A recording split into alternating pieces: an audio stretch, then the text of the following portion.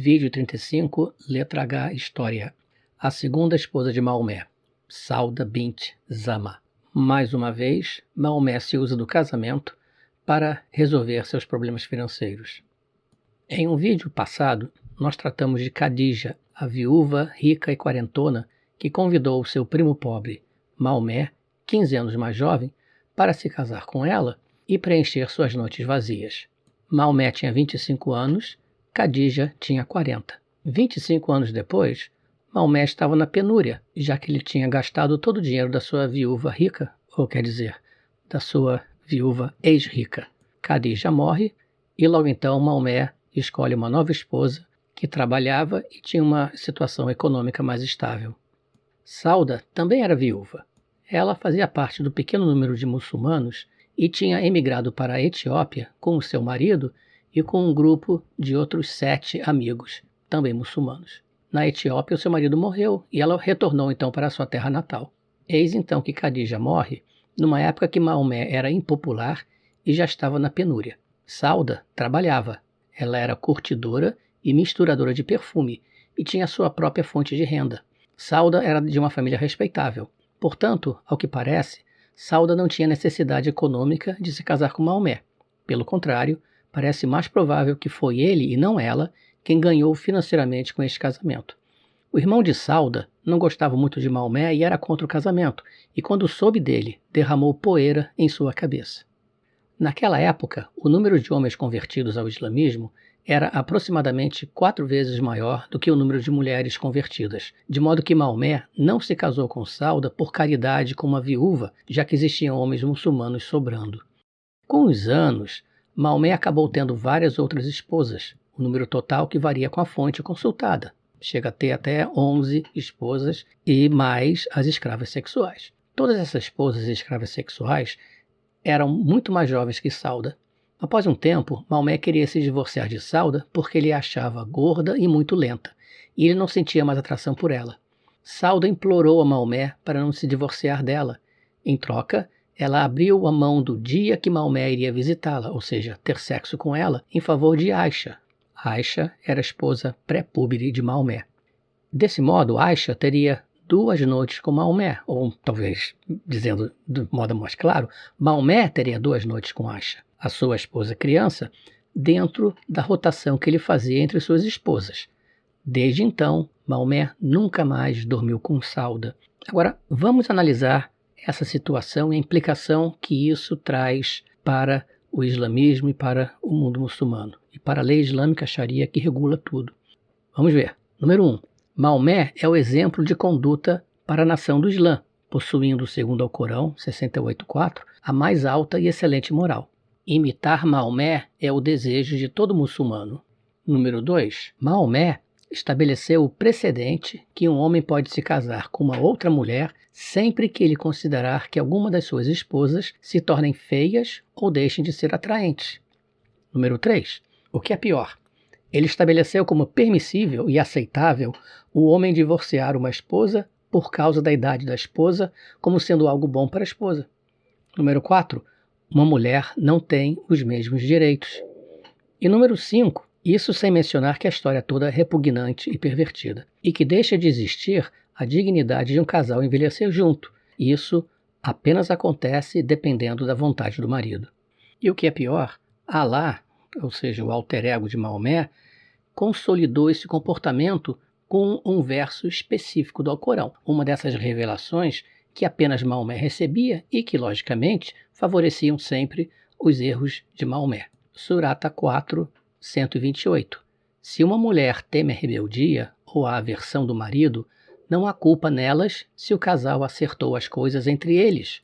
O acordo correto é melhor e as almas são muito propensas à avareza.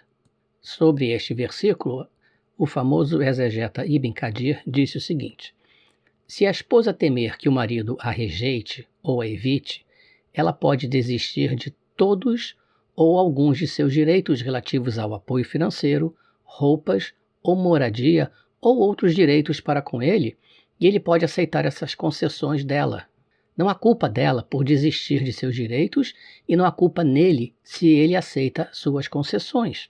É por isso que o Altíssimo, o Alá Altíssimo, disse: Não há culpa neles se o casal acertou as coisas entre eles. Então ele, Alá, disse: um acordo correto é melhor do que a separação.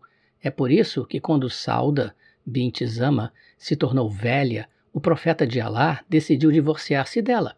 Ela implorou a ele para mantê-la em troca de desistir de seu dia para Aisha. Então ele aceitou sua oferta e não se divorciou dela. O Alcorão fala de amor e ternura entre maridos e esposas nas seguintes palavras. Alcorão 30, versículo 21. Um dos sinais dele, Alá, é que ele, Alá, criou para você companheiros de sua própria espécie para que você possa encontrar paz de espírito por meio deles, e ele, Alá, colocou amor e ternura entre vocês. O incidente com Sauda nos dá uma ideia sobre o significado e as limitações desse amor e ternura falados no Alcorão. Onde está o amor e a misericórdia falados no Alcorão no incidente de Sauda? Maomé deve ser julgado pelo Alcorão ou Maomé está acima do Alcorão? O autor de um livro padrão sobre a lei islâmica escreveu: o que alguns homens de luxúria, que não têm valores morais, fazem ao se divorciarem de suas esposas sem motivo, é algo que não é declarado nem aprovado pelo Islã. E Alá deve se vingar de tais homens nesta vida e na próxima. A afirmação acima parece bonita e razoável, até que lemos algumas páginas depois as seguintes palavras do mesmo autor. O divórcio é permitido se o motivo for a inadequação da mulher para o gozo devido a certos defeitos nela ou devido à idade avançada ou coisas semelhantes. Divorciar-se da esposa por causa da idade é permitido e aceitável no âmbito de ser bom para a esposa, mesmo considerado o melhor padrão, pois Maomé descreveu a si mesmo como melhor marido e o Alcorão diz de Maomé: tu certamente possuis alta excelência moral.